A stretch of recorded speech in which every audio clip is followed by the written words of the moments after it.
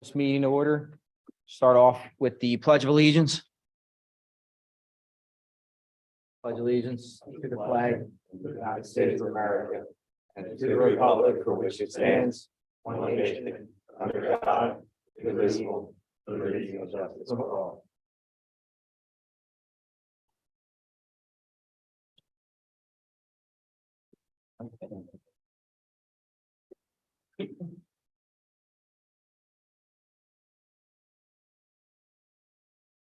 So I know we have a few applications here that are some extension requests, so we're going to go through these. Application Z 2019-12, Newtown Square Hospitality. Do we have the applicant here for this? No.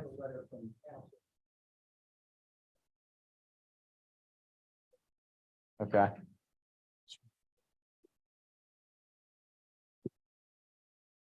Do we have any issues with an extension request on this or anything from the township?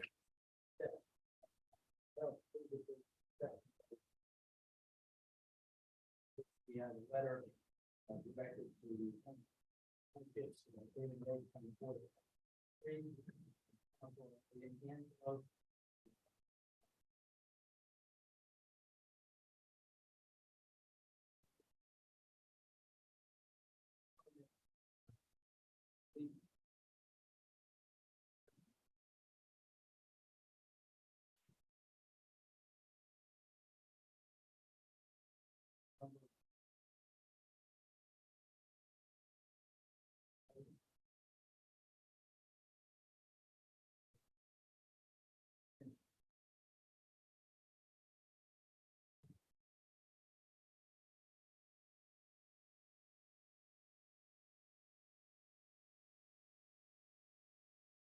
Right.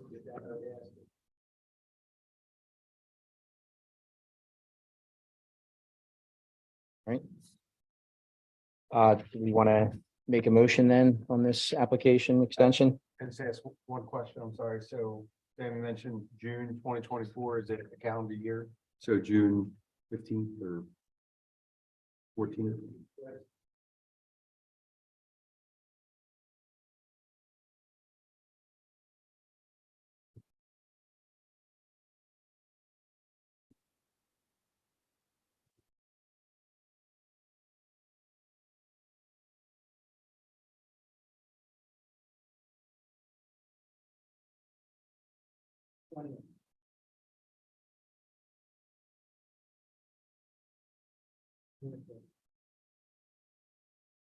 Here.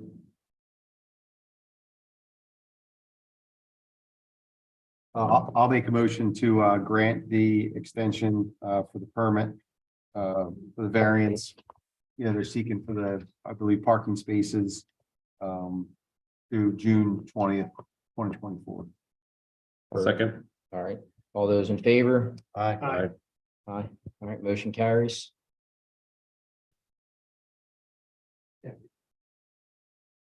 All right, the next extension request is for application Z 2021-14 for Nicholas Sebastian. Is Mr. Sebastian here? You can go wherever you're comfortable and turn it. You're looking for an extension till, for how long? Here. Mr. Chairman, if please, I do have a letter from the applicant's attorney dated March 28th of 2023, similar to the prior application requesting an extension through July 22nd of 2024. More than a year, huh? Well, I'm kidding. Sorry, I made the joke. Wasn't very funny. Okay, any concerns from the township? Don Petros, by the way. Who's that? Any concerns from the township or any? I all believe right. no objection. Okay. What's the reason for the extension? Just delays and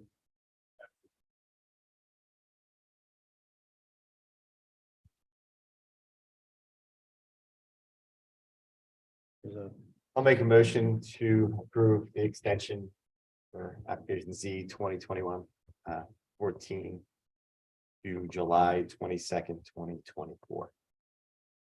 I second. All right, all those in favor? Aye. Aye. All right, motion carries. Good luck. Good luck. All right, another extension request for application Z 2022-37 for Aqua. Do we have anyone here for?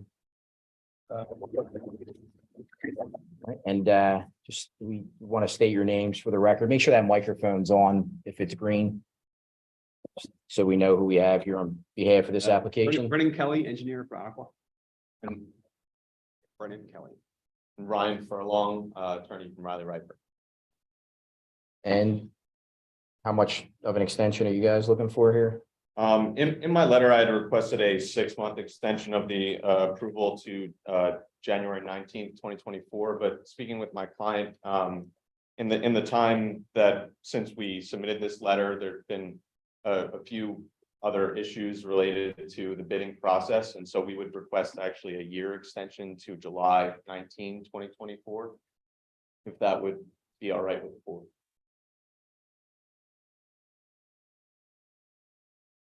And it's the bidding process. The reasoning is the bidding process. And finances as well. They expect to start construction in 2024, just due to budgeting for the year of 2023. Chairman, we do have a letter from counsel's office. I don't know if it's directly from Mr. Furlong. It's from a Denise Aronoff, making initial request on May 16, 2023 for an extension of 6 months, but you heard the application is requesting the expansion.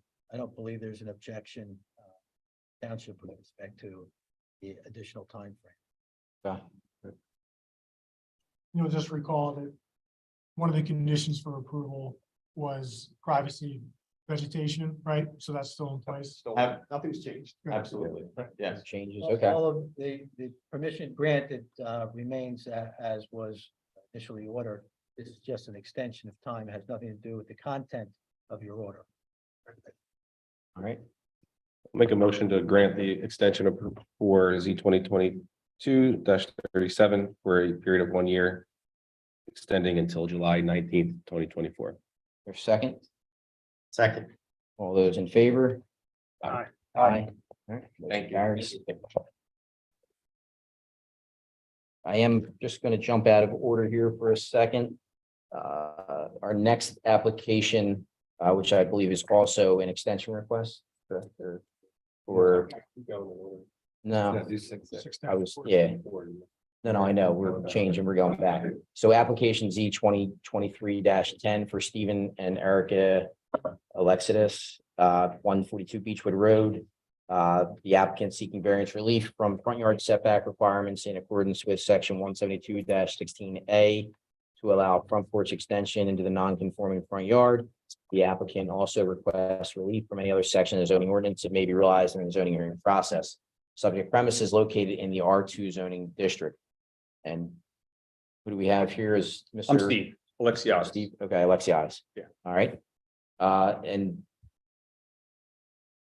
yeah, so we want to get sworn in for, I do. okay. And file an order for Files this. in order, you'll see on the screen that the notice was properly posted on the property.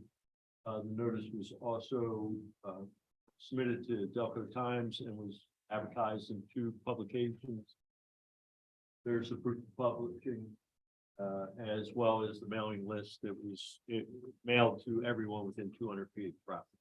And I understand this was something that was approved already and expired. It was, yes. So you had to refile for this. Yeah, so we're refiling for it. So if we are to approve this, do you agree to the same terms from the initial Yes, application, everything that was, yes. okay? Yep. And Again, unfortunately, this case didn't recognize the limitations of the Yeah. ordinance as the others have. This this afternoon, so it's Okay. unfortunate. Yeah. So if we just put the former testimony in Yeah, place. I was going to suggest, if I ask the applicant, sir, you testified before this board on, September 16, 2021, with regard to this application, and call that? Yes, You had a chance at any time to review your testimony with respect to what you said on that evening?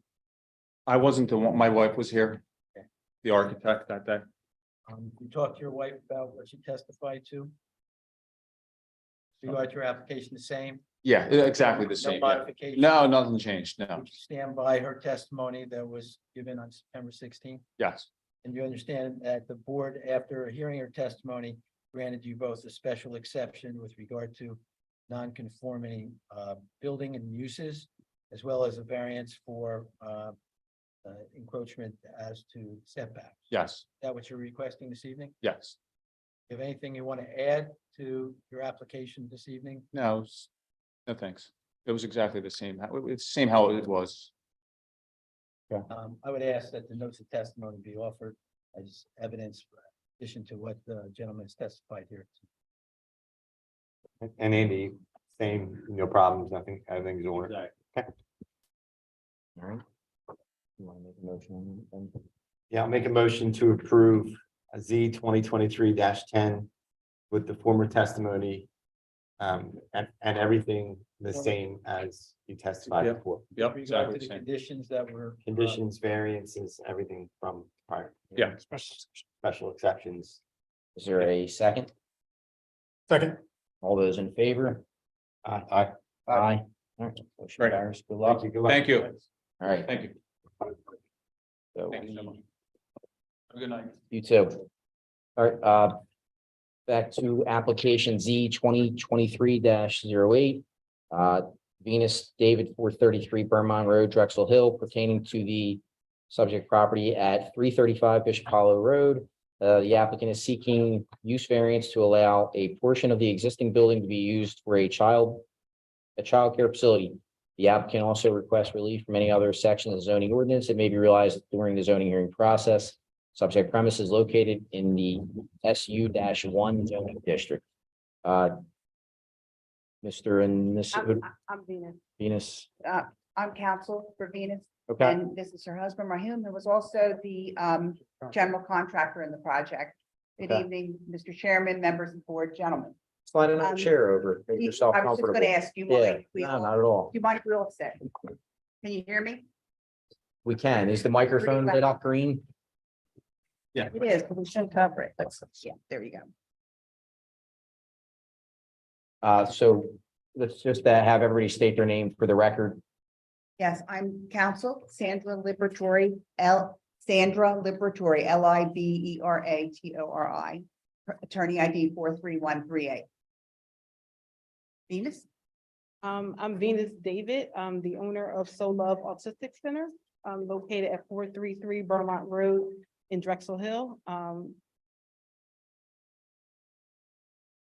Raheem David, owner of Kingdom Carpentry, located 431 Suite B, Drexel Hill.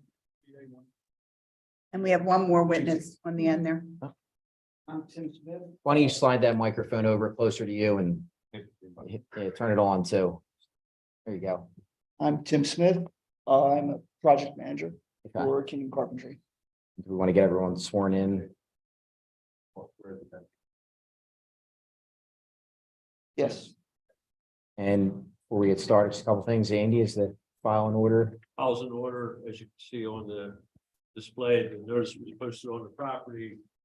That is the notice that was sent to the Delaware Times and advertised on 2 separate occasions. The mailing list of everyone who received a notice within 200 feet of property boundary. All right. For Auslander?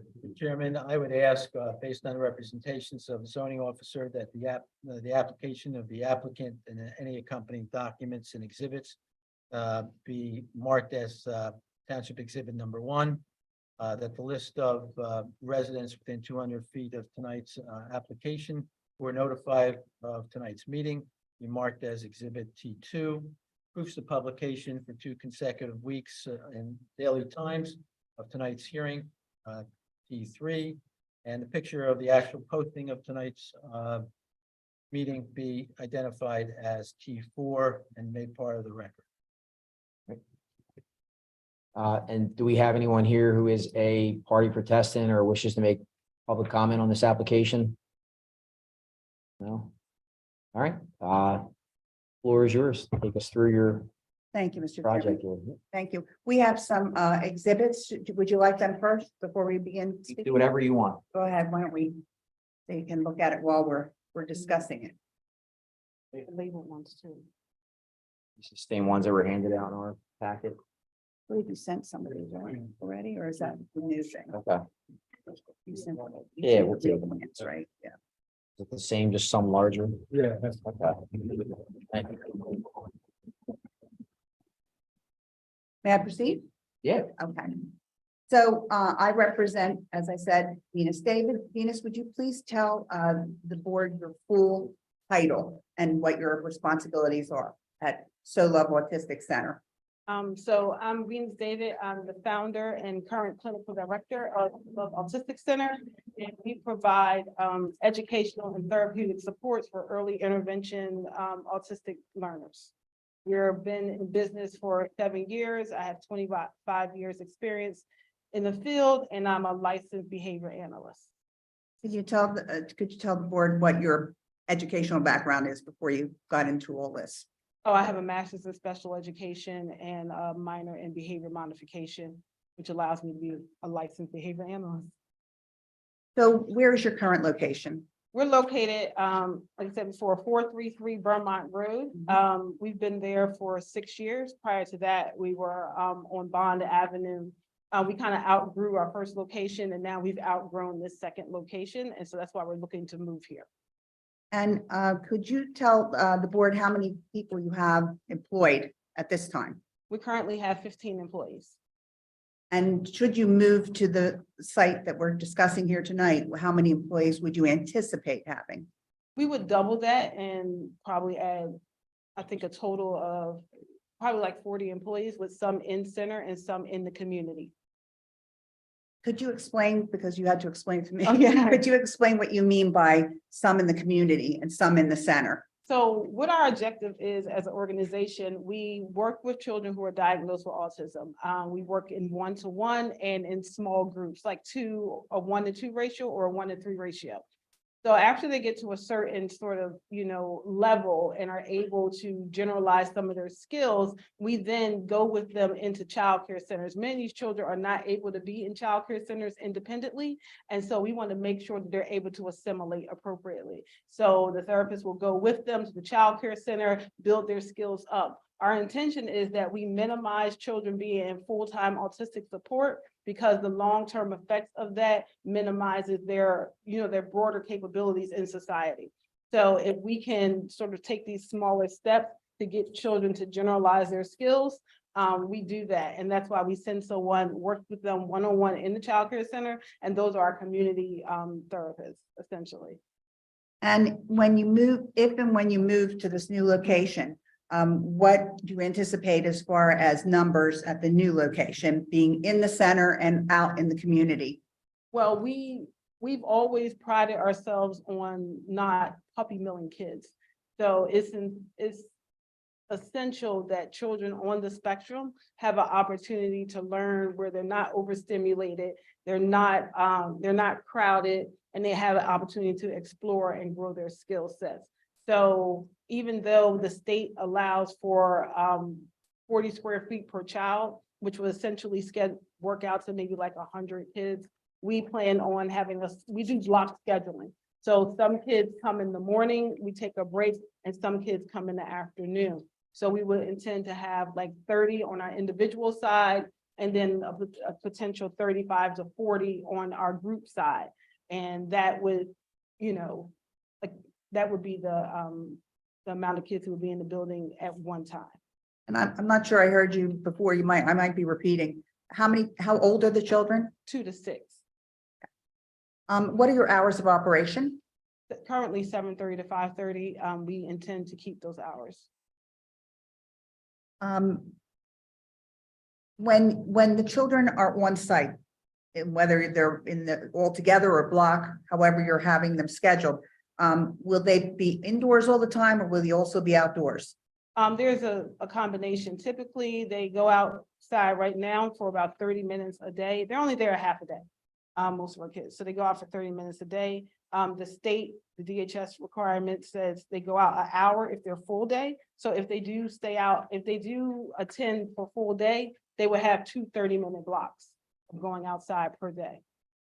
And without getting into the building, because we'll talk about that when we have Tim speak, and Raheem. Where has the landlord given you permission to have the children outside, and where in the vicinity of the building will they be? Yes, we requested that prior to signing the lease. One, would the landlord or the owner be amenable to our type of program being in his building? And then secondly, would he allow for outdoor play space? And he did identify an area off to that's when you come in straight off to the right that we could utilize. And having been in business all these years, doing the same sort of thing at the center, are you familiar with the Pennsylvania Department of Public Welfare and the Department of Education requirements with regard to daycare? Yes, I'm currently licensed. I've been licensed for the last 7 years. So I'm actually in the middle of an inspection right now, so. Yeah. And how have you done with the inspections over the years in Upper Darby? I haven't had any physical citations or citations with children. We've had no incidents of anything with children over the years. And that's again, because the way that we run our program is essential that we keep the numbers small, that we're attentive. Children on the spectrum are unpredictable. And so we want to make sure that their families know that they're in a safe place and that they are being, carefully observed. So we've had no incidents. Again, I know you're probably familiar with this with your current business, but are you familiar with the laws with the fire marshal? How much do you know about the inspections and have you been participating in those, I presume, over the years? Yes, you can't get licensed without the fire inspection. And yeah. Okay, and then we discussed a little bit, and again, I don't want to get too much into the layout of the building, but we discussed a little bit about providing food for the children. Currently, are you providing food for the children? No, currently we don't, because there are so many, I guess, eating anomalies that some children only eat like Teddy Grahams, and where other kids will have a variety of things. So we don't currently offer food, but we do want to expand our offerings to children. We want to allow for, if they have an outside provider who wants to come in for an hour, we want to have those foods available for them to eat. And explain what you would do exactly with the food. I understand there's going to be a kitchen. Again, I don't want to get too much into the layout, but. Well, what it is, it's we would request an affidavit for limited liability cooking. So it'd be like no frying, no cooking of raw meat or anything like that, basically heating up. Again, we don't want to minimize whatever children eat. It's just a variety of things when they have autism. I can't even begin to explain, but we want to make sure that we don't cut out anything. So we will have the opportunity for them to heat up food. So that's what we mean. And that would be in an oven, or a microwave could also be used. Yep. Right. Mhm. Okay. But yeah, preferably an oven if it's like, chicken nuggets or something like that. Could you tell the board a little bit about how the children will be dropped off, picked up? Okay, so when they first enter into the business center, the front portion of the building going into 335, that would be the parent drop off. So when they come in the building, they go through the initial double doors, we would let them into the center. Staff will park to the left of the building, so there won't be that intersection. Staff will enter into the back of the building, parents will enter into the front of the building. And inside the building, tell us about the ingress, egress, how do you get in and out of the building? So there are two means of egress, the door that the parents come into and then the door that the staff come into. And both of those are easily accessible by the kids who will be in the center, and they can exit through either one of those doors as well. And could you describe a little bit of the character of the, I hate to say neighborhood because it's not really a neighborhood, it's an office park. Could you describe a little bit of that building and that office park? Well, what you know about it? Well, above us, Chrome just recently moved in, I'm gonna say it has to be less than a year, because I've been in this process for a while. And then the Talk School is maybe like 2 doors up. I just recently discovered that maybe about 7 months ago, which I think is good for us because they cover the age range that we don't cover. So I think it would be a good collaboration. They service autistic kids, K-12. A lot of our kids have speech impediments or communication barriers. And so for them to be able to have, or for parents to have access to a program that does that, I think would be an invaluable asset to us. So I'm excited about that. The Talk Center, The Talk School. Talk, T-A-L-K, yeah. Yeah, so they, what does the Talk, who's the clientele of Talk School? Children with special needs, on their website, it's primarily autism is what they tout. But typically children with receptive and expressive communication deficits, And what's their age group? K-12. All right, so you're again, up till you're beyond K, your first grade, 6 years? No, we go to 6. Okay. Mhm. So, I think we just talked about the parking, we talked about the drop off. How are the children dropped off? Are they bused? Are they with their parents driving? How does that work? Well, most of our kids that we currently service are ages like 2 to 4, so their parents drop them off and pick them up. Some children do at some point, once they turn 3, attend the Delaware County Intermediate Unit. So that's where all special needs kids go in Delco, if you're not aware. They drop off at times, but most of the times parents are not akin to nonverbal children being on the bus, so they pick up and drop off. Okay, and I think you mentioned to me, you've seen buses in the complex in that. Yes, I park? have seen school buses over going toward the Talk School. Most likely, they're coming from another program, but like I'm not that well adept to what the Talk School does. So And, in that regard. with I- regard- yeah, go ahead, I'm sorry. operationally, I don't know what they do. You mentioned to me that, the school on the second floor, it's cosmetology school, correct? Mhm. And how did they get in and out of the building? Is it the same as the children will be going Oh, in and out? No, that was key too, that we not share the same entrance with another business. So they go up the drive and around, and they have a second floor entrance. They have 2 second floor entrances. So they have two means of egress as well, like on the back of the building and then the side of the building that faces the baseball field. Okay, at this time, if the board would like to question my client, or if you want me to continue with the other witnesses, it's up to you, Yeah. of course. So when you talk about the outside playtime, is there anything planned for gating off an area to keep the kids safe? Yes, by state law requires that we do gate it off. It has to have a lock on it. You can't get licensed to have outdoor play space. In lieu of outdoor play spaces, you can still get licensed in the state of Pennsylvania. However, you have to provide a large gross motor play space within indoors, which we do have. So, but yeah, we would have to gate it off. Absolutely. For that, would the plan to be to build a playground type facility with equipment like the Talk School, or just a fenced in designated area? We have not, I saw their playground. I really like it too, but it's a little outside of our current budget. So we're looking for more of a, what we do now is we take out activities so that they can engage in gross motor activities, like can move around, so they can climb, so they can build up their core. So we usually move those items in and out. But we would have to look into how that would be, but we would start off with it being fenced. Being fenced, yes. Being fenced.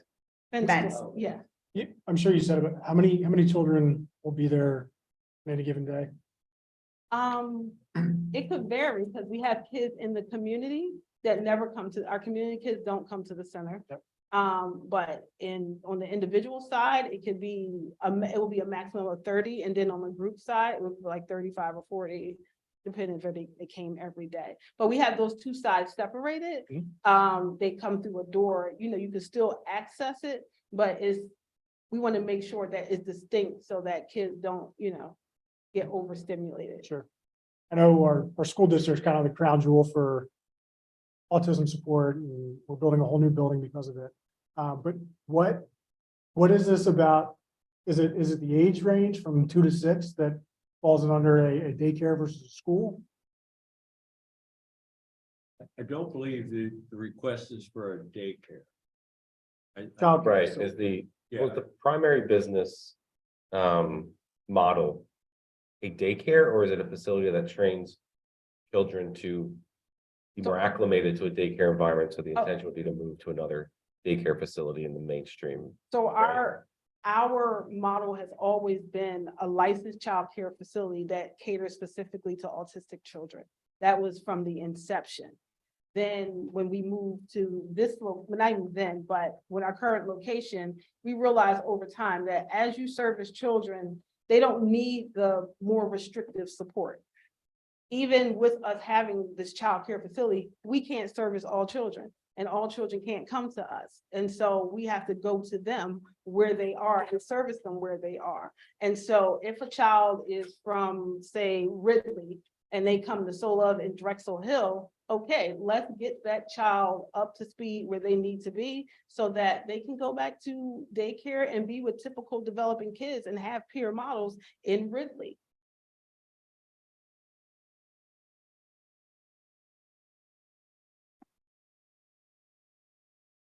Do you know yet the proportion of children from the direct area that would be coming, or is it versus other townships or areas? Kids come from everywhere.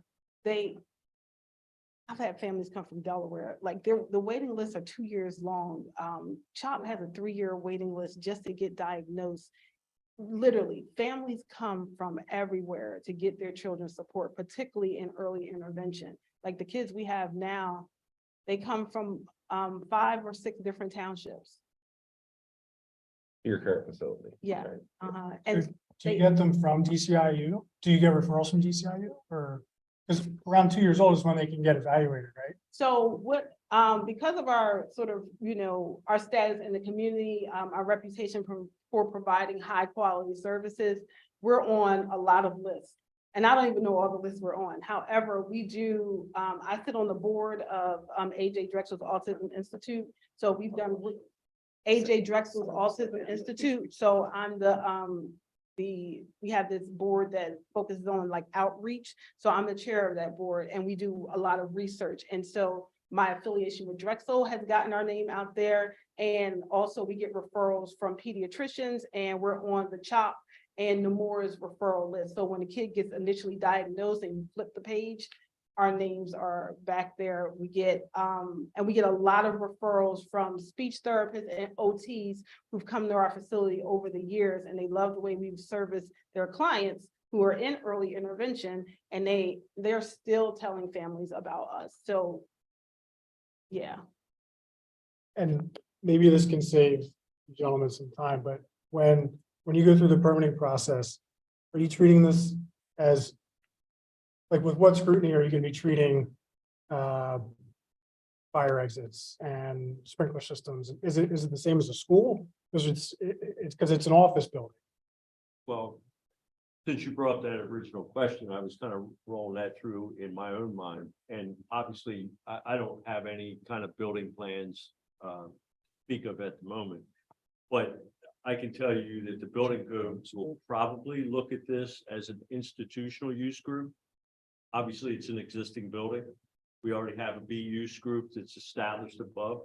So yes, the answer to you is that once I get those building plans, I need to analyze it based upon the use group, the adjacent tenants, the type of building that's constructed, and that use group, if it is considered what I'm thinking is an institutional core, it'll be based on the abilities, the number of children, their ages, and their ability to self-preserve, self-preservation in order to get in and out of the building.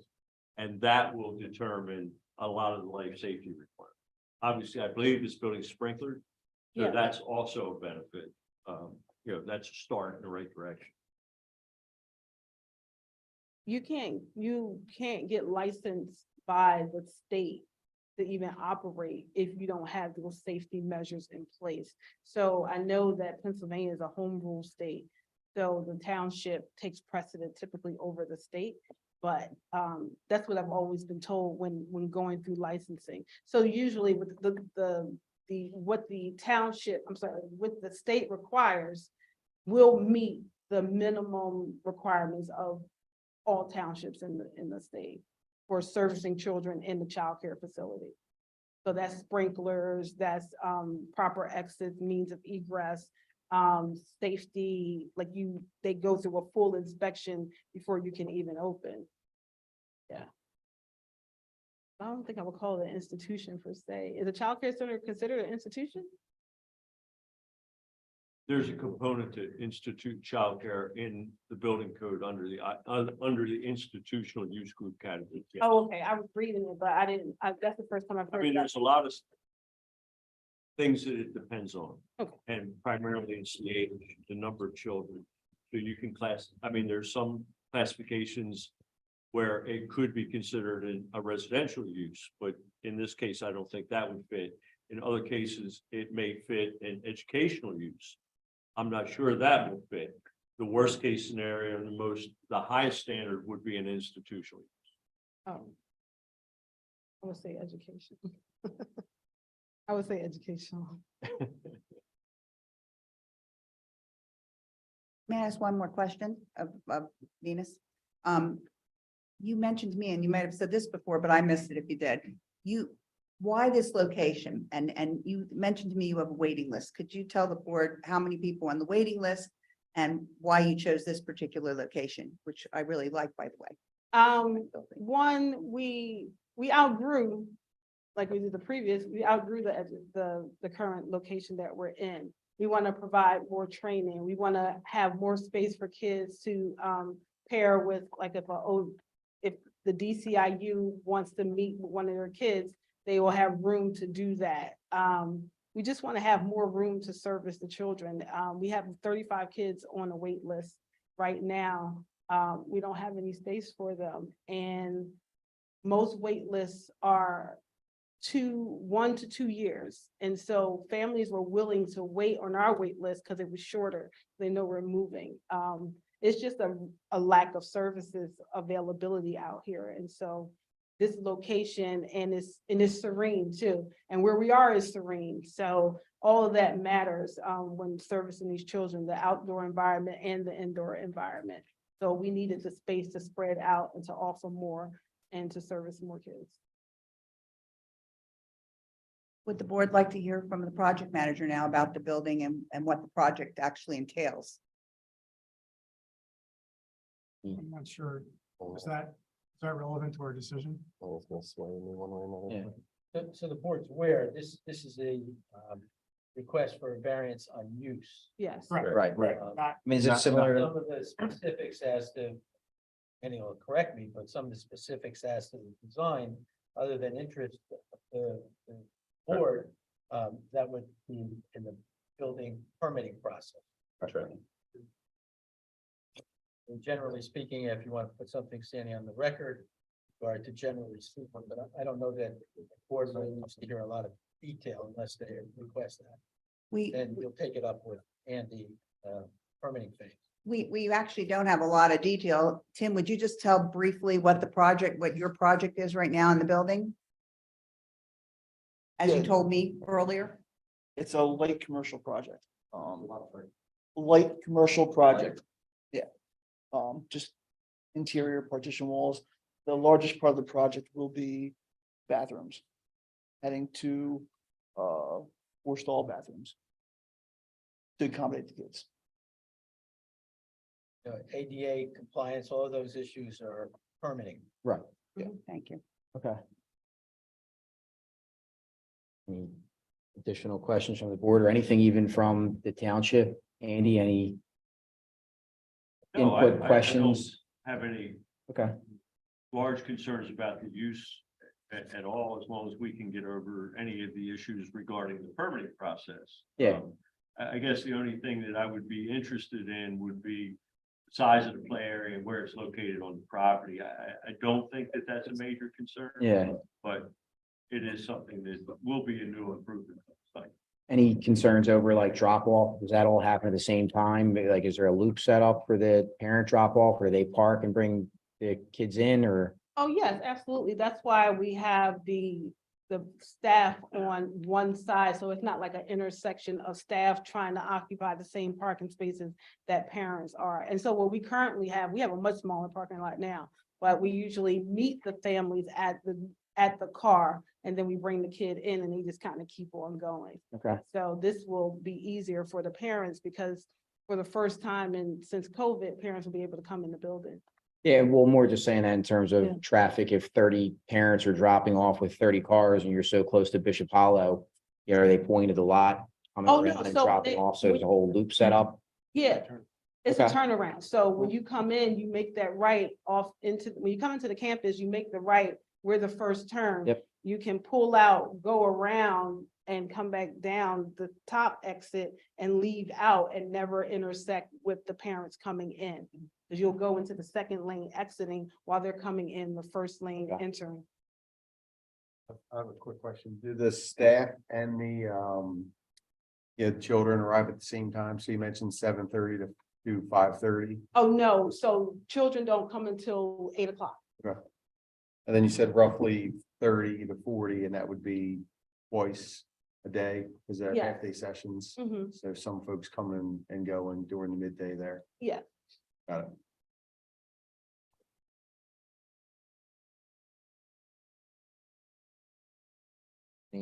Any additional questions?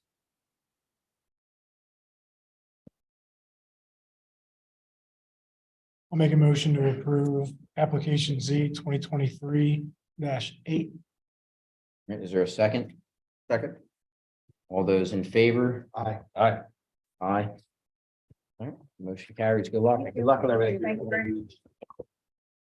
Some usual conditions with regard to.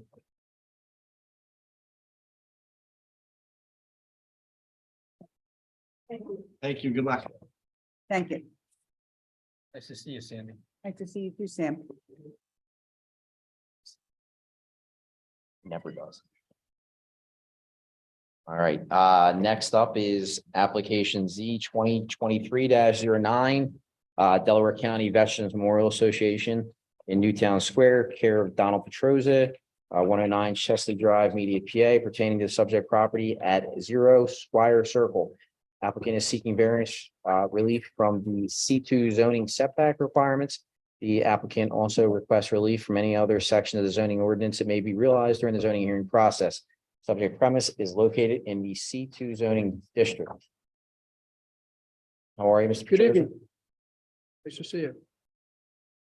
Do we have anyone here who is looking to make public comment on this application or any public comment, any party protestants on this application?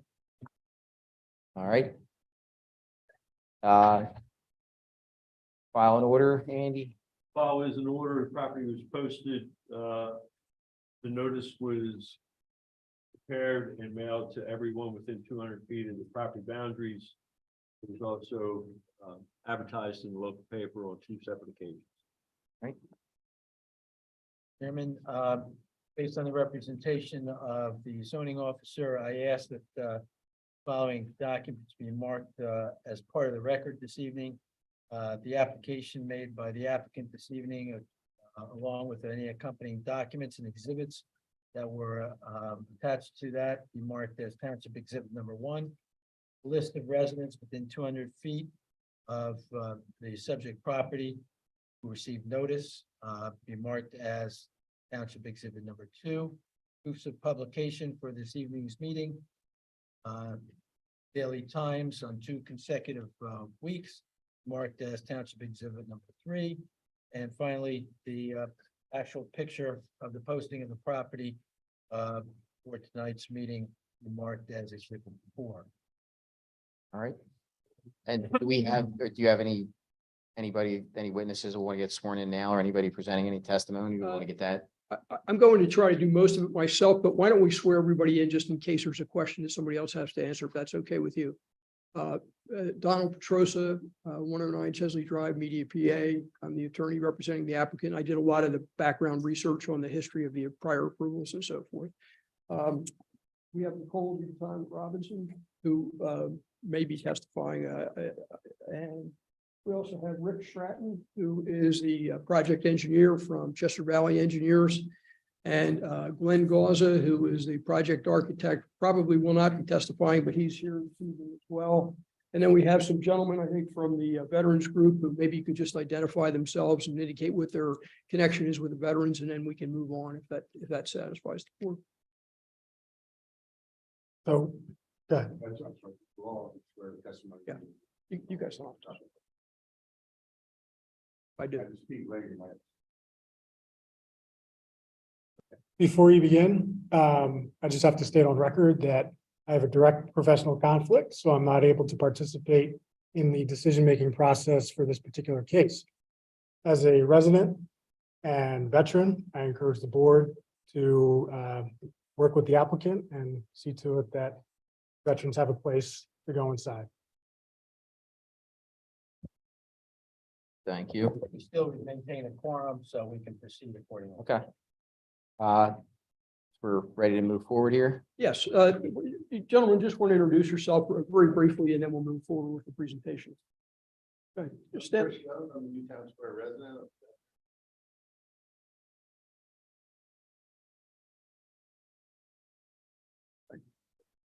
Ralph Galati, veteran, and I'm also vice president. Who's your last name? Galati, G-A-L-A-T. Bob Spano with the Newtown Square Marine Corps League, color guard and the flag raising ceremony. Spano, S-P-A-N. I'm Bill Kinney, Delaware County veteran. Jeff John Peterson, Aqua Pennsylvania, on the advisory board. John P-388-10-KE.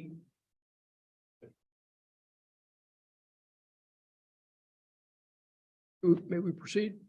Yeah. Again, my name is Don Petrosa. I'm representing the Delaware County Veterans Memorial Association, Newtown Square, and Joy 4 Newtown Village LP, which is the owner of the property. The Memorial Association, the Veterans Association, is the tenant. And what is proposed is a small veterans meeting hall that I'm referring to as Veterans Hall. And it will be located adjacent to the Veterans Memorial that I'm sure you're all familiar with, and will serve primarily as a community building or center with emphasis on utilization by and for veterans and veterans organizations. The building will be the home of the Delaware County Veterans Memorial Association. Monthly board of directors meetings and committee meetings will be held at this facility. The facility will also allow the association to, on occasion, display military-related artifacts, making them available to the public for viewing and educational purposes, including local and national military history. The association hopes to offer access to its special collections research library from time to time to the public and to utilize the hall as a stop on its educational tour programs. The building will provide shelter in inclement weather. So there may be tours of the memorial, and it could be a lecture before or after that in the meeting hall as well. The current plans include hosting seminars, guest lectures, military movies and videos, and programs open to veterans organizations and civilian members of the community. Again, we think there are several uses that are permitted in the district which this can fit into, and I've referred to it as a community building for civic purposes. You can also consider it part office when they have some of these exhibits on occasion. It's almost like a library or museum to an extent. It will have a meeting room. It's not a very big building. It's got a footprint of 1,607 square feet. There's a lower level, which is primarily for storage, but the footprint of the building is only 1,670 square feet. So you're talking about 30 by 52 with a little bump out in the front. So it's a very small building on a property that is roughly 56 acres, the property. It will be used in conjunction with the Veterans Memorial and the Hall of Prayers or Chapel, which is already on the property. And we contend will be a component of a proposed lifestyle village on the parent tract. As far as the zoning relief that we requested, you'll bear with me a little bit, it'll just take a little bit of explaining, what the issues are as I see them. Since approximately 2006 or 2007, this property, which is the subject of the application, has been earmarked for development as a lifestyle village. A lifestyle village requires a combination of 3 or more of the permitted uses. So in the C2 district, you can either be a lifestyle village or you can be a use other than a lifestyle village. That's sort of the way that it's broken down. And currently there exists the Veterans Memorial, the chapel, and there's also a hotel has been approved on the property. I think you may have granted an extension to their zoning relief earlier this evening. I think that was the first extension request. So as I see it, that you would already, even if you consider the chapel and the memorial as one use that they're used together, you'd have that use, you'd have the approved hotel, and you would have this building for the civic building, which I think would be 3 uses. And even if you don't agree with that, I think you can develop a lifestyle village such as this in phases. And that's what's been done in the past, and I'll explain just a little bit about the history of why I say that's been done in the past. It's our position that the lifestyle village being developed in phases, and that the significance of whether or not it's a lifestyle village has to do primarily with, I'll call them area and bulk requirements. They call them track and building requirements in the ordinance. But there are 2 different sections of the ordinance. One are the area and bulk, meaning setback and all those sorts of issues, lot area or tract area. And they have one set for a lifestyle village and a completely different set for use other than a lifestyle village. And they're very different. So for example, the setback requirement, one of the things that is obvious here is a setback from an interior road. They both have a requirement of a setback of 150 feet from Westchester Pike, and that's not an issue in this case. But if you're a lifestyle village, the setback requirement from an interior road, and we're talking about Alice Grim Boulevard here, is 20 feet. And we would comply with that because we're, I think, believe 21.6 feet. However, if you're not a lifestyle village and you're use other than a lifestyle village, the setback for most uses other than a lifestyle village is 150 feet. So you would require 150-foot setback from an interior road such as Alice Grim Boulevard. For certain types of uses, it's less than 150 feet, it's 100 feet, but it's either 100 feet or 150 feet. Another major difference in whether you're a lifestyle village or not a lifestyle village is that for a lifestyle village, the requirement is a gross tract area of 50 acres. And this property exceeds that. I mean, in gross, I think it's about roughly about 60,000, but net, it's a little under 56 acres.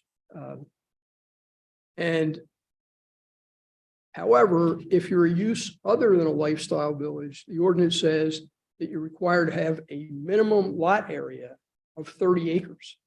So if you're a lifestyle village, there's no minimum lot size or just a gross tract area size.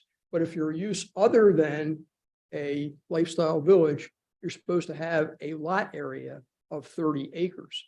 So, I mean, one could argue the memorial is a specifically permitted use in the C2 district, whether you're a lifestyle village or not. It's the uses are the same for both. And you could say you would need 30 acres just for the Veterans Memorial. Now, I don't know if when they said a development lot of minimum of 30 acres, maybe they meant tract area as the term development lot is not defined. But the point is there are a lot of area and bulk requirements that are different for these two. This property has always been earmarked and has always been developed as a lifestyle village. In 2008, the board approved a preliminary land development plan for a lifestyle village that showed, conceptually several different uses. Then in 2010 and 2011, the land development plan for the Veterans Memorial was approved, and the zoning data chart that you typically see on a plan indicated the area and bulk requirements for a lifestyle village. So the 20 feet from interior roadways and the 50 feet, 50 acre gross tract area, all that. That plan was approved.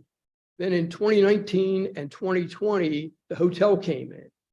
And the hotel plan that was approved, and I have copies of these in your exhibit packets, showed a zoning table for a lifestyle village. It showed the same area and bulk requirements as the Veterans Memorial did. 20-foot setback from interior roadways, minimum tract area, no minimum lot area, just minimum tract area of 50 acres.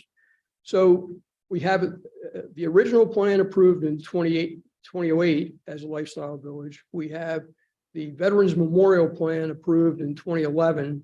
And we have the hotel plan finally approved in 2020, all of which had the area and bulk requirements for a lifestyle village. So it's our position that the lifestyle, and we even referred to it as the Veterans Memorial was phase 1, the hotel was phase 2, and this would be a third phase. So it's our feeling that it should be viewed as a continuation of the lifestyle village. To me, it doesn't make sense to have 3 or 4 different approved plans, some of it with showing area and bulk requirements for a C2 use and others showing area and bulk requirements for a lifestyle village.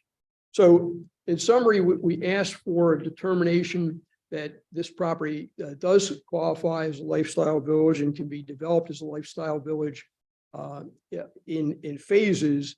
And then in the alternative, lawyers are always good at pleading things in the alternative. If for some reason, which doesn't, escapes me, you didn't find that it was a lifestyle village, then we would ask for a variance to be able to use the area and bulk requirements for a lifestyle village, because this is going to be a lifestyle village. There will be other uses that will be coming in.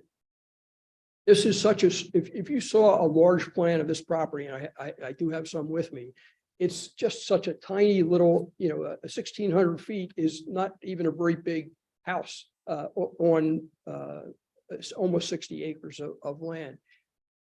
This is not the project that should cause us to have to show all the projected uses on the property.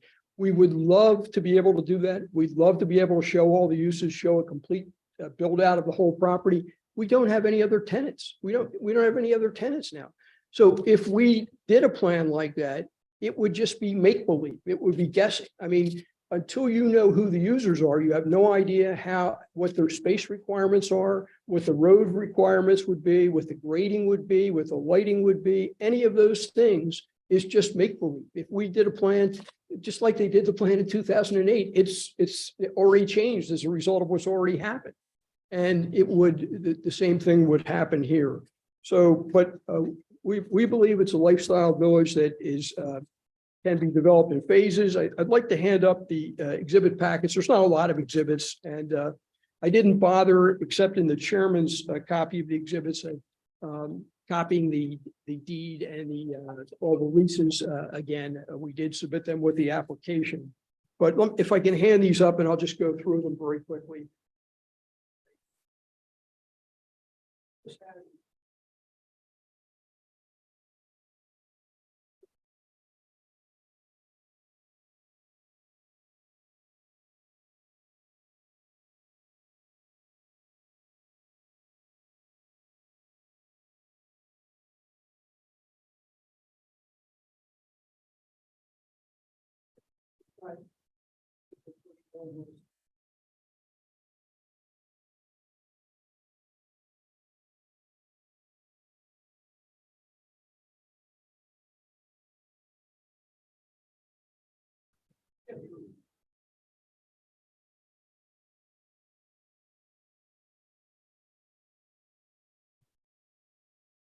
You have any copies, Don? No? Okay.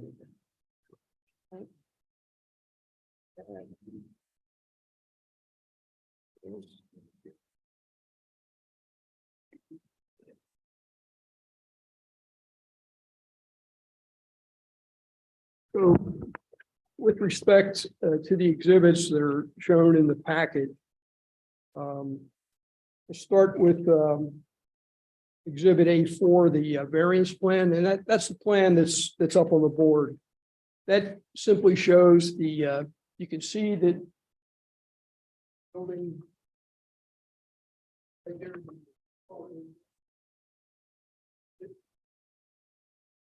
21.6.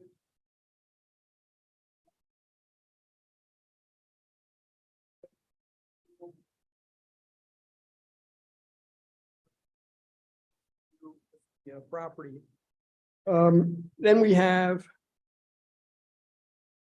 Exhibit A5, which is the land development plan when the memorial was approved. And you can see that it has tract area setback and bulk requirements for section 172-51.1 for a lifestyle village. And then it proceeds to list the area and bulk requirements for a lifestyle village. Gross tract area, 50 acres, provided 61.9, minimum tract width, and so forth. So it was treated when this was, and this is from 2011, 4/8/2011, it was treated as a lifestyle village. And then Exhibit A6 is a copy of sheet 1 of the plan for the Marriott Hotel that was approved. And again, it has a zoning table, and it says gross tract area, not minimum lot area, gross tract area, 50 acres. And then, what is proposed and the setback from roads with other adjacent streets. So 20 feet, the same as what we have now.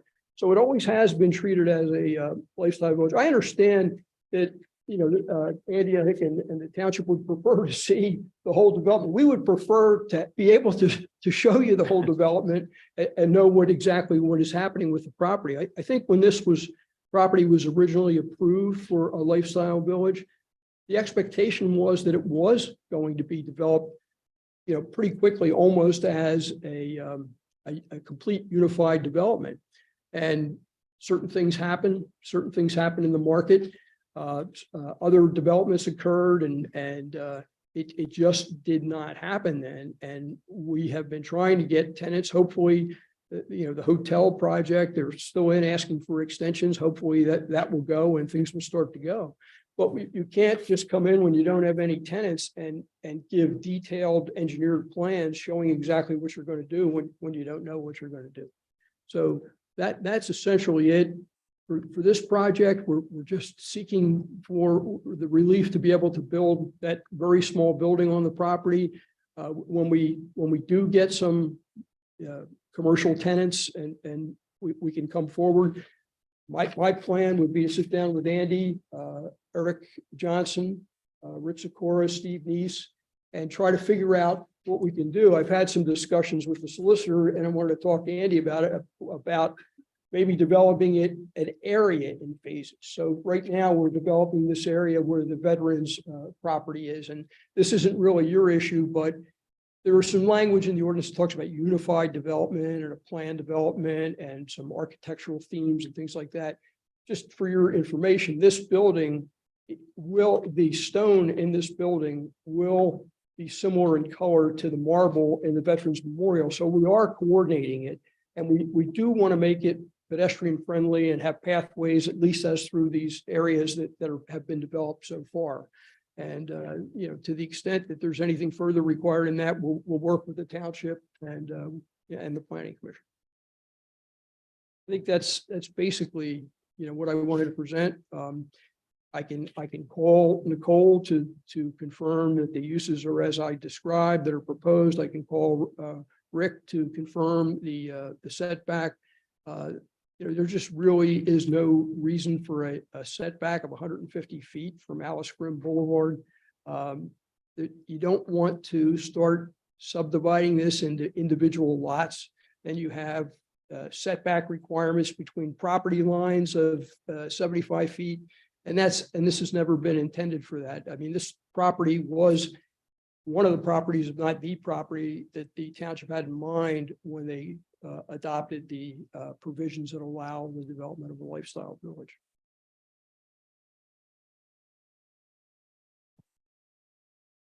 I have a couple of questions. Sure.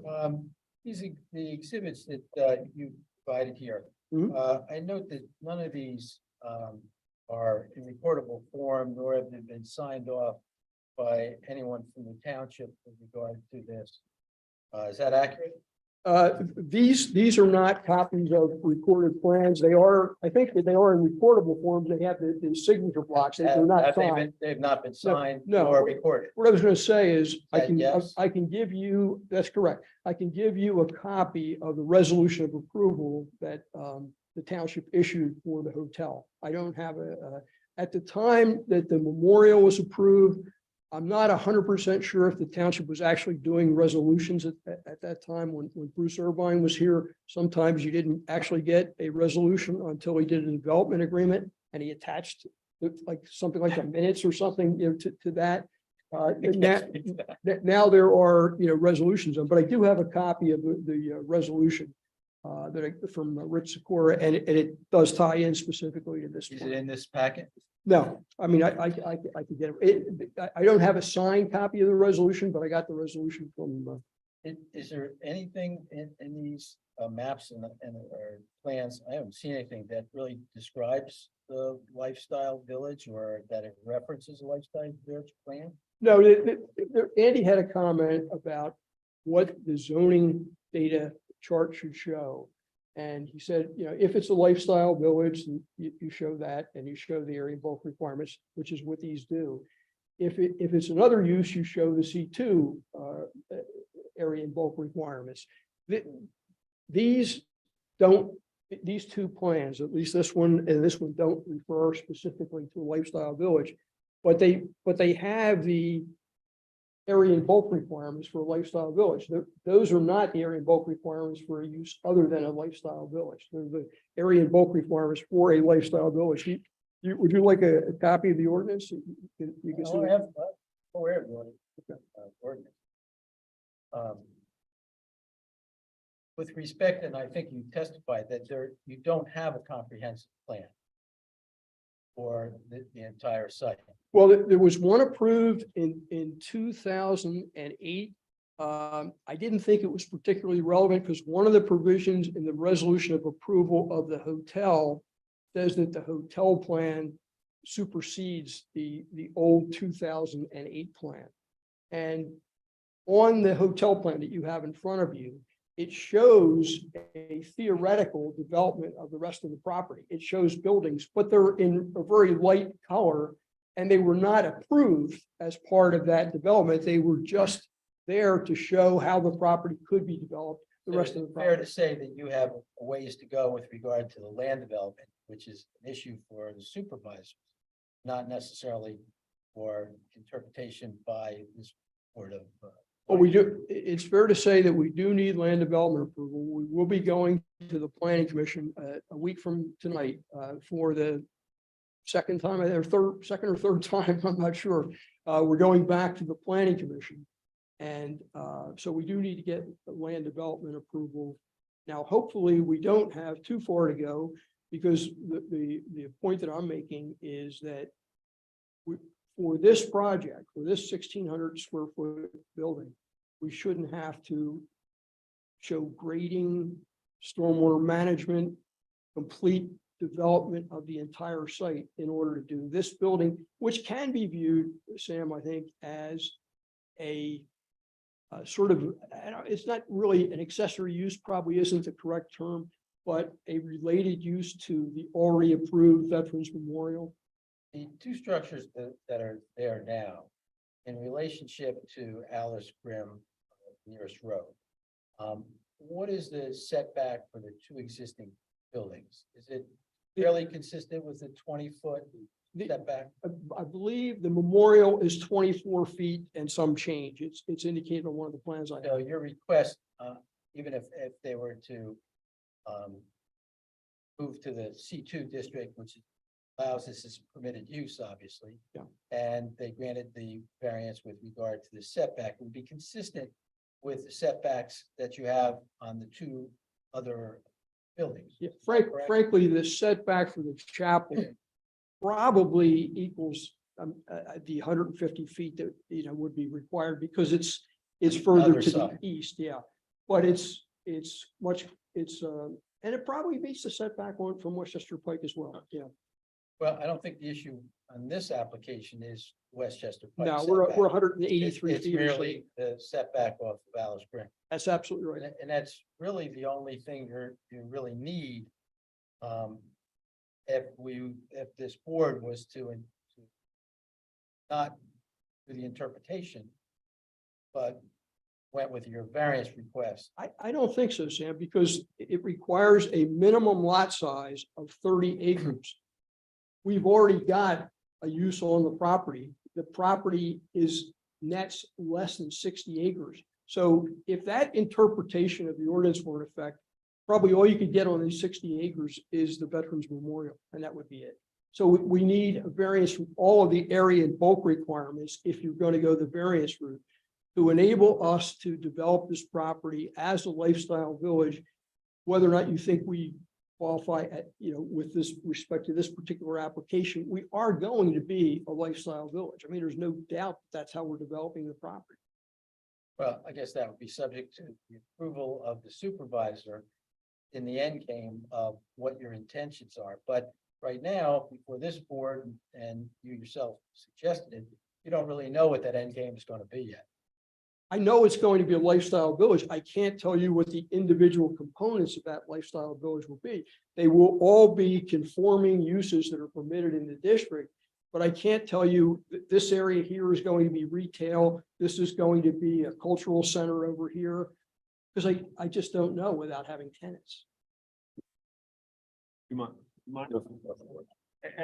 think that is the reason that we're kind of at a crossroads here, number one, because as Mr. Petrosa described, I mean, this is a very small project, and I don't believe that the township's not in favor of the relief that is needed to construct this building.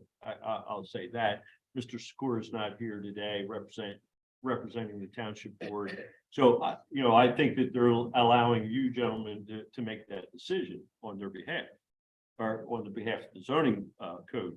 However, because of the size of this project is causing the issue with this concept of the lifestyle village, because in my mind, this is more of a marketing strategy issue. I think that the search has to be put forth by their team to develop a strategy in order to prepare a comprehensive plan in order for that concept to be applied here. That is my opinion on that subject matter. And that's why I think the township engineer and I both and separately came up to the same conclusion that it's very difficult to apply the lifestyle village to something that is such a small project on such a vast part of land and call it a lifestyle village. But that's exactly what happened with the hotel. Well, I want to speak to that, and only because, Mr. Petrosa, I know that there was zoning relief granted to the hotel that was continued. Parking However, spaces, size of parking spaces Correct. and height of the building. That's Right, it. that's all, Right. exactly, that was it. And my question to you is, I did a little bit of research, more or less by asking questions of Stantec. I don't know that we have a recorded plan for that. I don't know that there was a preliminary approval. No, preliminary final approval. I got the Oh, resolution. okay. Yeah. But I don't know that plan was ever recorded. I don't know that and from my understanding of it, I don't know that the conditions of that approval were ever satisfied. So the only other question that I would have, and here again, I mean, you may be able to tell me differently that plan was recorded and the conditions were satisfied. I'm just speaking based upon what I know Stantec has advised me of. But the last thing was that I wanted to ask was that if the lifestyle village concept was approved in 2008, is that even valid? My understanding, you would have to be 51% complete within 5 years of the date of preliminary final plan approval. And if that was done in 2008 or 2007, you would have to be substantially complete by 2012. I don't think so. Okay. You're referring to under the MPC. And once you have an approved plan, the 5 years means that you are protected against changes in the ordinance for a period of 5 years, but you still have that plan. Now, if the ordinance has changed, you have to comply with the provision of that ordinance. However, total transparency. I believe there's a provision in your subdivision and land development ordinance that says that a plan lapses, after some period of time, a preliminary plan. So it's not that plan at this point. I just point out that it was approved originally as a lifestyle village. The resolution approving the hotel indicated that the hotel plan replaced, and that approval replaced the 2008 plan. So I think it sort of becomes academic, but you can have something that's older than 5 years and it can still be valid if the ordinance has not changed. I think you're right, Andy. I don't know for a fact, but I doubt that the preliminary final plan for the hotel was actually recorded, but it was approved in 2020 and it's still a valid plan. It's not even 5 years since the plan was approved. So we have an approved plan, and the developer was in here tonight asking for an extension of the zoning approval so that he could keep it alive. The hotel market just dropped off a cliff when COVID hit. I mean, that's what happened. So, there's no doubt we're going to develop this as a lifestyle village, whether you think we have 3 uses now. They don't have to be built uses because you're never going to have, you'd never be able to do that. You have to build the whole project, at one time. They can be an approved use. And I think the hotel is an approved use. I mean, this is very similar to a PRD concept. And without the component of a tentative plan approval and really being allowed to manipulate that plan ongoing until the project's done. But the problem that I'm having is not with this particular project. It's about how the plan is being offered without it being comprehensively designed. So, Well, I mean, in some ways, I think the gray line shading with the concept of buildings and parking adds to the difficulty because there are areas of steep slope and wetland and things like that when there's no factual basis for that. Right. We're getting hammered because we're showing conceptually the rest of the development. At the same time, we're being hammered for not showing how we're developing the property. That's not true. We would prefer you to show it, just as you agreed earlier. But we would prefer you to Andy, show it. It's all theoretical. We do show it. It's on this plan, just like it was on the hotel plan. We do show it. But you don't want to approve that because you're right. It doesn't have all the fine engineering and it hasn't gone through the full process. It wouldn't be Which wise. is the concept of preliminary. I mean, a preliminary plan showing an overall comprehensively planned development is the stepping stone to a final plan approval. And you don't have to put all the engineering nuts and bolts into that preliminary plan. That's the whole point of it being separately defined. I don't know. A preliminary plan, the requirements for a preliminary plan are almost identical these days to the requirements for a final plan. There's very little difference between a preliminary plan and a final plan. I think you got to do grading, you got to design your stormwater management system, and it's all for nothing because that's not what it's going to wind up being. It's just not going to be. All I'm asking, and we really do want to work with the township, is this is such a small project. Agreed. Let us do this. When we come in with no offense to anything having to do with what the veterans want to do here, but a real project, a substantial project. Let's sit down, find out what you want us to show you, and we'll go and we'll do that when we come in for. And as I started my statement off, I mean, I'm not opposed to this project one iota.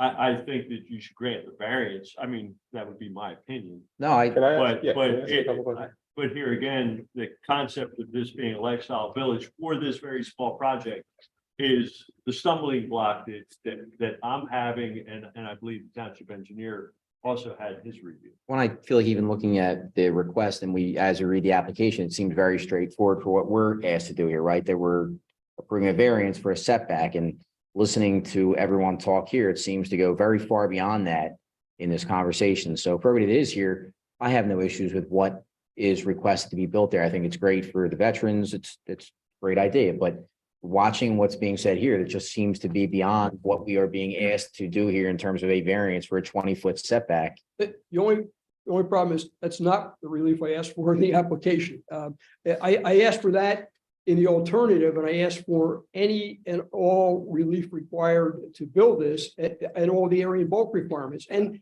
I Which is need in every application that they ask for relief. from everything. Can I summarize the request and correct me if I'm wrong? I'm sorry. Can I summarize the request? Your request, and correct me if I'm wrong, you're initially asking for our interpretation or determination that this is a lifestyle village. If so, then a variance would not be required, right? But we don't make determinations on that, correct?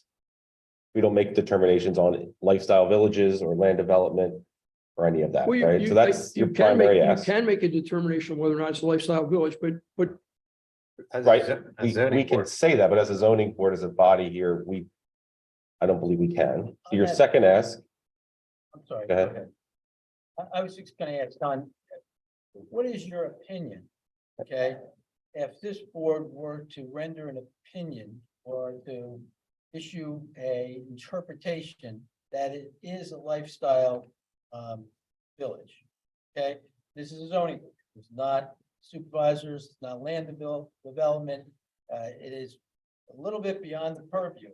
And what effect would their interpretation have with respect to going forward when you get to land development and you stand in front of the board of supervisors and say, hey guys, we got a lifestyle village because the zoning board approved it. Right.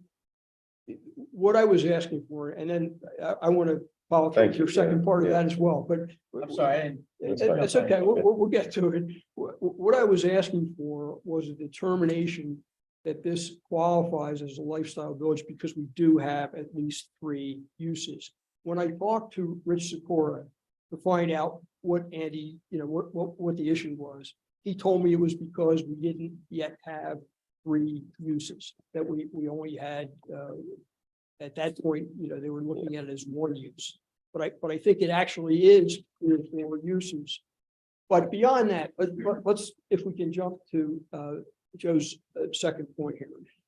You're correct. They're asking for an interpretation that would qualify as a lifestyle village because we do have at least 3, perhaps 4, either existing or proposed uses, and we meet that requirement. But the second half of it, in the alternative, we asked for variances to enable this building to be built in this location. And the only point I'm trying to make is I don't think it's just the setback. It's the area and bulk requirements, because this property is going to be developed, whether you think it is now or not, it will be developed as a lifestyle village. So we don't have 30-acre lot size for this little 1,600 square foot building.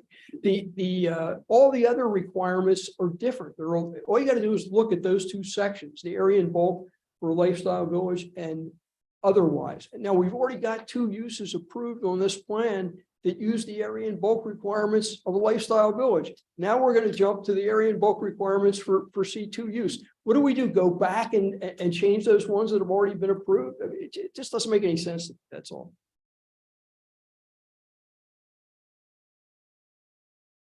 So, Mr. Petrusi, so I'll just ask, and maybe this is a question for Andy too. If we were to make a decision just on the setback and not necessarily touch on, the entire, status of the property, is that not suitable for tonight's meeting? If it seems the board likes the variance route better than the interpretation route.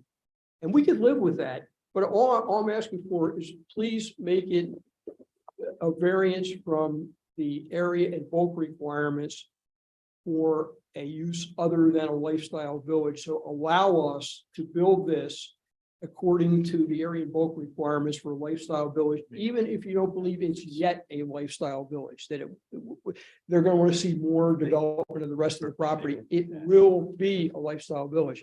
So just give us a variance from any area and bulk requirements that this doesn't require. And I've mentioned two of them to you already. I can go down and everything else is different, you know, in terms of green area, all those things are different between a lifestyle village. The overall property, there is no doubt, is going to be developed as a lifestyle village. I think we have enough now. Andy doesn't think that we do. Okay, just give us a variance so we can build from any area and bulk requirements that would prohibit us from building this building right here, and then we'll deal with the rest of it, you know, when we come in with the rest of the development. Does that go back to Sam's question though? Like, what is your intended use of us approving that and then going to the supervisor's board? You know, if we're saying, is it going to say, oh, the zoning board interpreted this as a lifestyle village? You know, how do you plan to use that? I'm just going back to Sam's question, because I don't think it was answered. I'm assuming you're not even going to make it a determination on that. You're going to go with the alternative relief, which is to give us a relief from any area and bulk requirements, which would prohibit us from building that building as it's shown on the plan. I think we're not gonna, I'll speak for myself. I don't think there's enough evidence or too much hearsay or other conversations that took place for us to make any determination about anything to do with a lifestyle village. From what I I've seen. think we need to hear from Andy on this particular issue. I think Yeah, he's I got mean, I some- think Mr. Petrosa brings up a good point. However, if we consider this use, right, all three of the structures that are currently there, the prayer hall, this community hall or veterans hall that is being proposed and the one accessory structure is part of this. That's, if we look at that as one use, as something other than a lifestyle village, I believe that you only need to address, because that's the only thing on this 56-acre property, so they meet the lot area requirement. The hotel, I don't even believe that we have a final recorded plan for that. It was done in 19 or 20. So if we simply look at this as one use on the property as it exists today, I think they would meet everything with the exception of the setback that we, primarily spoke of this evening. I still think that they would meet that. I think it's only the setback. If we look at one use on 56 acres. What if the hotel comes in tomorrow with the signed plans and say, sign these plans, you guys approved it? What does that do to you? Is that going to happen? What's that? Is that going to happen? No, they're not going to come in Okay. tomorrow. So let's not, yeah, let's not. But You guys are giving us a lot of what ifs and future plans to You're so, think yeah, about, so. you're so certain about this lifestyle village and the plans, but also unable to be equally uncertain about the plans of the lifestyle. A lifestyle village is happening, right? But Right. that's all that you're saying, right? So I feel like personally, you're saying both things here tonight, that a lifestyle village is happening, no doubt in our minds, right? and it may be, but there's no other evidence or plans to show that it is happening. But see, I guess the question is, what do you need? I also don't see how it's relevant. What does one need, not you specifically, what does one need to see to make it a lifestyle village? Let's just say we had three clear, distinct uses. Why would that not be a lifestyle village? It met all the requirements, met all the uses. Why would it not be it? Well, But that is the question. We don't have a plan to suggest that. I think it's a very valid question. Yeah, So where? It's not a where question this for this located? board. but I feel like that's what we're looking at, what's in front of us right now. It's this 1,600 square foot building and 20-foot setback. I feel like that's what I keep going back to, and everything seems to keep going beyond that right now. Well, frankly, the suggestion to ask for relief from any area and bulk requirements that would prohibit this use was something I discussed with with the township solicitor. But Andy's saying right now, we don't need that. We just need the setback, correct? They Well, meet every yeah, requirement except for the If setback. if they've interpreted that you need no other relief other than the setback, then they deal with this setback. You're suggesting you need that relief, but the code officer and zoning officer is suggesting you don't. Right. Right? Are you gonna? That a dispute that you want to fight? No, I'm just trying to do the right thing, and.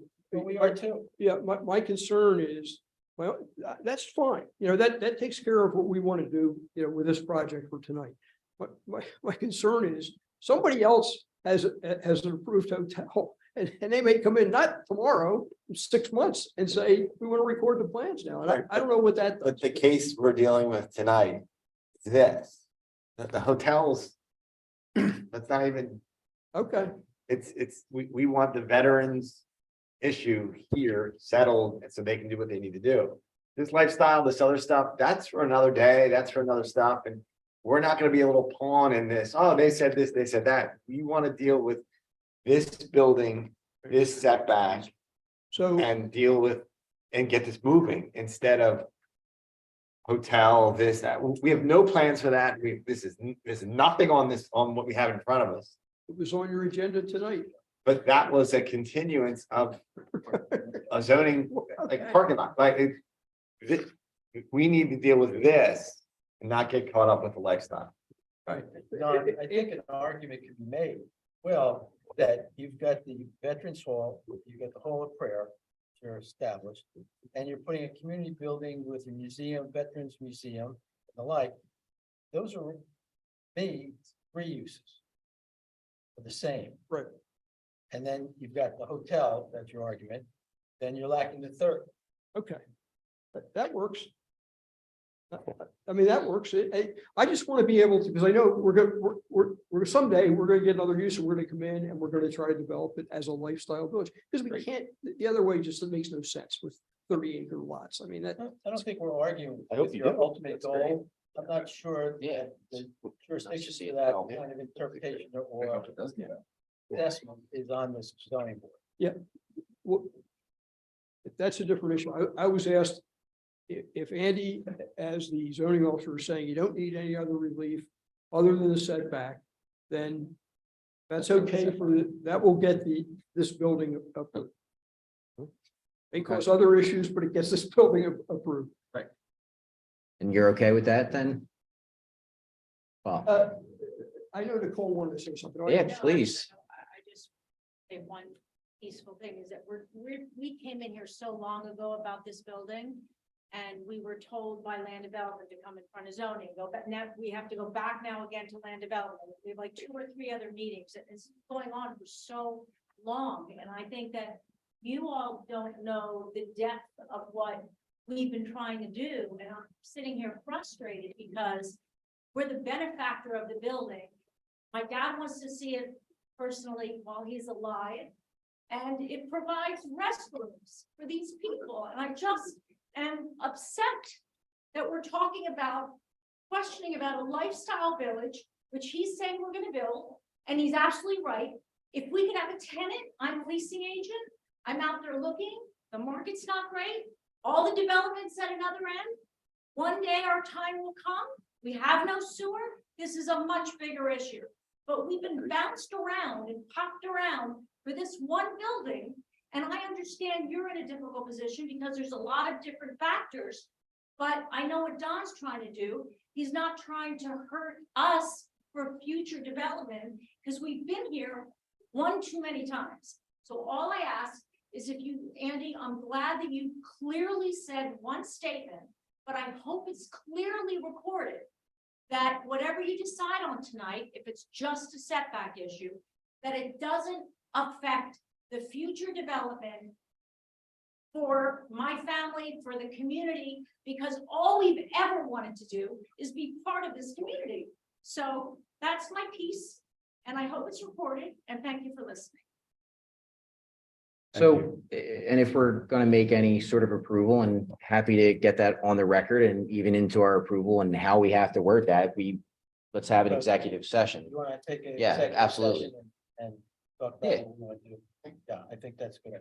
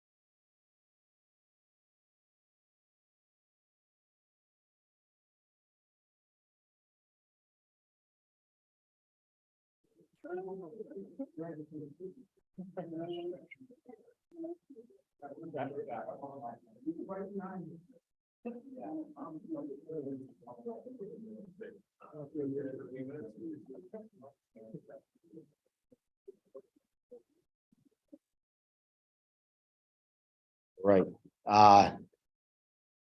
We ready to get started again? We're good. All right, thanks for your patience while we had our executive session. Paul, let you actually open up here for us. Yeah, nothing to do with the veterans. We absolutely support you, what you've done for the country, this building and everything else, and this is something absolutely all of us. Just thank you for everything you've done, and it's amazing. But as you know, with anything, there's things that come with this that we just have to handle into right now for the township and for everybody. So with that said, we are going to make a motion to approve the application, and there's a few contingencies. Just some things that we want to note, there are not, from what we discussed tonight, there's not 3 intended uses. 3 buildings are all 1 capacity by the Veterans Association, the hotel being number 2. So we are missing the 3rd to look at this as a lifestyle. This is being looked at as 1 use on 56 acres. So it does meet all the criteria for a in area in bulk. So we do approve the setback from 150 feet to 21.6 feet. So it is approved to move forward from the zoning board. I'm sorry, I will make a motion. And if there is a second. Second. All those in favor? Aye. All right, motion carries. Good luck. And then if there's anything additional to add to the criteria for this, any? All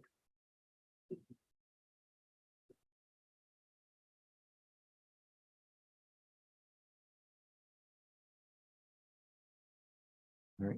Okay. Good luck, guys. Thank you. Thank you. Thank you. Thank you all.